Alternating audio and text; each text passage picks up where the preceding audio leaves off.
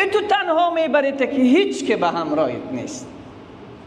این تو تنها میبره که از هیچ چیز دیگر لذت نمیبری. هر چیزی که در بدن داری از بدنت میکشه. حتی فقهای ما میگن دندانی که داره در داخل دهنش ساختگی، اگر امو هم بدون تکلیف بیرون میشه امو دندانش هم بکشه، بدون تکلیف بیرونش امو دندانش هم بکشه. همین دنیاست. رسول صلی الله علیه وسلم چی فرمود؟ اللهم انی اعوذ بک، بار الها پناه میبرم به تو، یعنی طلب حمایت میکنم. خدایا مرا حمایت کن، مرا وقایه کن. ای مسلمان، اگر ما بگویم ارسطالیس و فیثاغورس و افلاطون و ایلان ماسک و فلان حرف دارد، کل مردم سر تا پا گوش می شود که ایلان ماسک امروز ثروت دنیا به دستش چی گفتن، که ما هم همون کار را بکنیم به خوشبختی دنیا برسیم. این رسول الله صلی الله علیه و سلم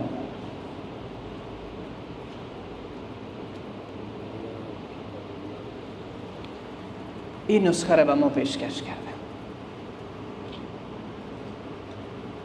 کسی اگر به اندازه کوها قرض داشته باشد همین را که من میخوانم تا آخر یاد بگیره و بخونه، رسول صلی الله علیه و سلم فرمود کل قرضش الله ادا میکند. دکتر برای ما میگه فلان چیز را نخور، باز مرض صحتمند میشی. ما به اون خوب گوش میکنیم، خوب اعتماد داریم، خوب یقین داریم. پول ها مصرف میکنیم، 2 تا کلمه گپ از دکتر از پاکستان میاریم، از هند میآوریم. فلانی مشکل داریم، دکتر گفته ایره بخور ایره نخور. این دمی یقین داریم، از او استفاده میکنیم، شفا را کی میده؟ بلند. ولی به سمت دکتر فکر ما هست، به سمت طبیب واقعی نیست.